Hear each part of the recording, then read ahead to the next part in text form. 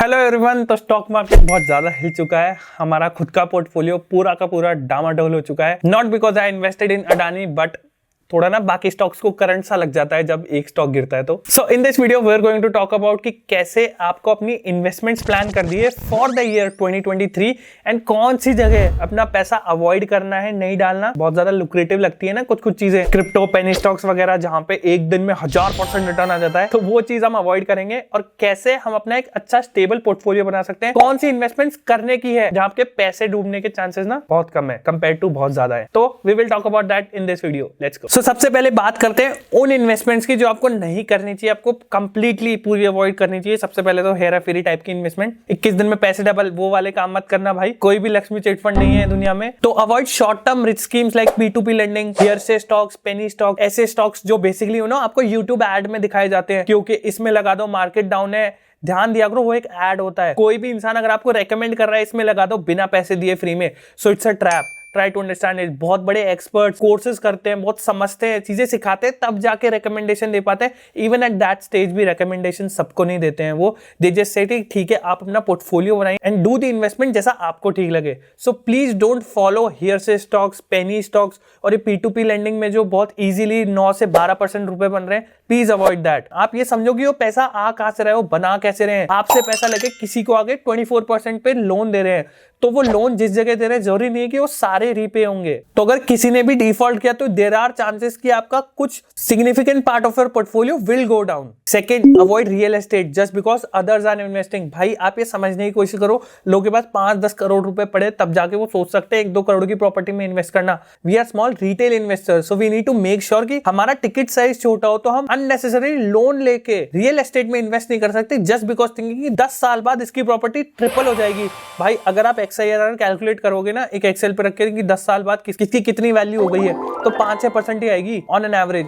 इतना तो FD दे देती है, FD भी आजकल 7-8% दे रही है यार, come on. So please avoid real estate अगर आपके पास बहुत सारे पैसे नहीं है, you don't know where you are investing, आप छोटे स्मॉलर टिकट साइज में इन्वेस्ट करना चाहते हो। Third, avoid goods which signify your social status, जैसे ज्वेलरी, कार, मोबाइल, महंगा पर्स, महंगा वॉलेट, सब कुछ। प्लीज ट्राई टू अंडरस्टैंड कि जो लोग होते हैं जो इस चीज को क्लैरिफाई करते हैं कि नहीं भाई ये एक इन्वेस्टमेंट है, नहीं, they are an expense. A गाड़ी will always be an liability. अगर बुक्स या अकाउंट्स की नजरों में वो एसेट है तो then it's not an asset for you, it's a liability for you. Please try to understand that. आपको डेली बेसिस पे उस पर खर्चा करना है, पेट्रोल डलाना है, डीजल डलाना है, आपको उसकी मेंटेनेंस करनी है। तो आप ये समझिए जिस दिन आप गाड़ी लिया है उस दिन आपके महीने से 5 से 20 हजार रुपए महीने के लगने स्टार्ट हो जाते हैं। तो please avoid social status signify करने वाली चीजें। आई एम नॉट सेइंग कि यार आप बिल्कुल अवॉइड कर दो। अगर आपकी नीड है, आपको जरूरत है, अगर आपका डे टू डे यूज है, तो then please go ahead and take the car. But आपका अगर यूज नहीं हो, खड़ी रहेगी, तो then it's of no use. Use that money, invest somewhere, get trained. अपने आप को ट्रेन करो, अपनी इच्छाओं पे डालिए जहां आप खुशी से उस चीज को एंजॉय कर सको। And don't invest in expensive gadgets just because you feel you are tech savvy. Please try to understand, इस तरीके से भी आपका खर्चा बढ़ता है, क्रेडिट कार्ड प्रोन बनते हैं। क्रेडिट कार्ड प्रोन का मतलब है कि आप ज्यादा क्रेडिट लिमिट को सोचते हैं कि मेरा ये पैसा है, मेरा पड़ा है, मैं यूज कर लूं। उसको यूज करने के बाद आप मिनिमम अमाउंट पे करते हो, फिर वो जाल से आप कभी नहीं छूट पाओगे। तो प्लीज ट्राई टू अंडरस्टैंड कि जितना आपका मीन्स है उससे कम ही रखो। कैश पे करिए if you can't control your finances, if you can't control yourself, if you are a pro at controlling your finances yourself, then go for the credit card. It's a very good instrument. You can earn reward points through it. Try to spend your fixed cost through your credit cards, so that way it's very good game. Fourth, avoid extra lucrative insurance. जो बहुत से लोग बोलते हैं ना कि भाई ये वाली इंश्योरेंस ले ले, गारंटीड इनकम प्लान ले ले, एंडाउमेंट प्लान ले ले, या फिर let's say you are buying a term insurance, उसके पीछे 4 राइडर, एंड देन दे से कि नहीं 65 नहीं, आप 80 इयर्स का टर्म इंश्योरेंस ले लो, आप 90 का ले लो, लिमिटेड पे ले लो, 5 टर्म पे ले लो, प्रीमियम कैशबैक की इंश्योरेंस ले लो। Please avoid that. Simple logic होना चाहिए, एक हेल्थ इंश्योरेंस, एक term insurance, that's it.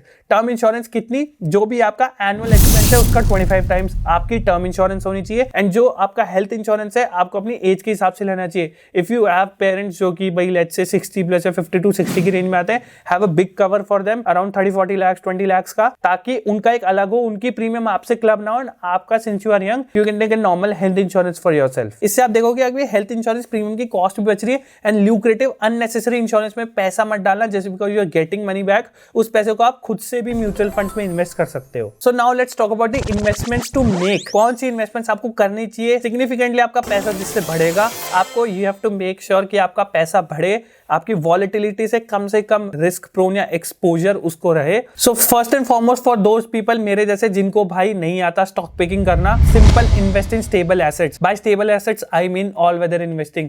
Small case का there is a all weather investing जिसमें ETF that is equity, debt and gold, तीनों में वो प्रोपोर्शनेट में इन्वेस्ट करता है एंड वो हमेशा स्टेबल ग्रोथ ही देता है। Last 1 year has not been good तो 2-3% का ही रिटर्न है, but if you see on a horizon of 5 to 10 years it will give you an average of 10 to 12% returns CAGR. So you have to understand कि stable portfolio ऐसे ही काम करते हैं। 5 से 10 साल का horizon लेने पे ही you get to know the actual picture of your return. So अगर मान लो यार आप stocks में इन्वेस्ट करना चाहते हो पर ये all weather investing में नहीं करना चाहते, then you can be smart about your stock picking. मैं अभी आपको ये बताऊंगा कि कैसे आप अच्छे से stocks pick कर सकते हो। Please understand this is not a recommendation for any particular stock, but ये अपना गेम ऊपर करने का तरीका है कि कैसे आप स्मार्ट बन सकते हो अपनी इन्वेस्टिंग में एंड वो स्टॉक्स पिक कर सकते हो जो हमेशा ऑल टाइम विनर्स ही हैं, लूजर्स थोड़े कम है, बहुत ज्यादा विजेता हूं। So what you have to just go to take a tape. So we are on the screener app और इसमें मैं आपको दिखाऊंगा कि कैसे आप इंडिविजुअली स्टॉक पिकिंग का गेम अपना ऊपर कर सकते हो।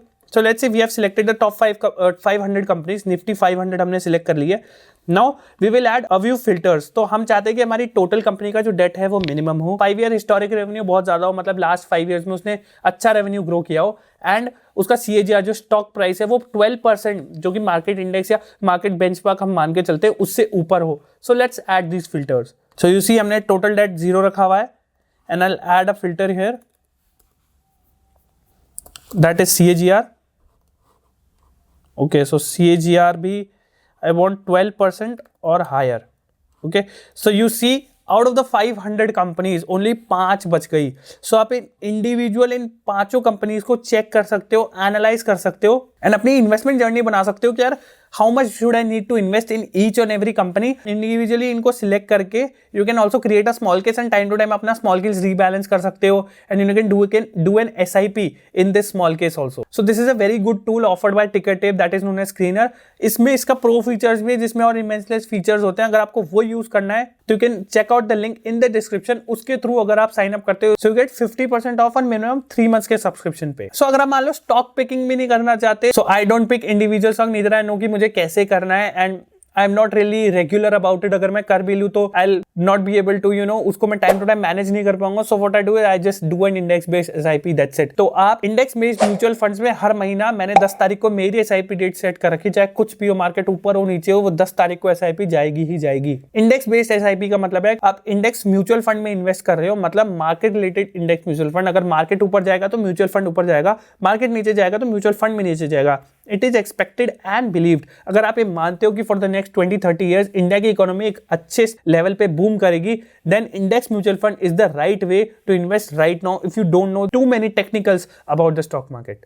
और दोस्तों और भी ऐसी इन्वेस्टमेंट्स अवॉइड करो जो कि आप ढंग से नहीं जानते, जैसे इनवॉइस डिस्काउंटिंग, P2P लेंडिंग में बता चुका हूं आपको, इक्विपमेंट फाइनेंसिंग, बहुत से टूल्स है जो ये दे रहे हैं, वो गलत नहीं है, but you need to understand कि आप वो रिस्क एपेटाइट पूरी अच्छे से समझते हो and your exposure, complete portfolio का एक्सपोजर 5 से 10%, 15%, उससे ज्यादा इन सब चीजों में नहीं होना चाहिए।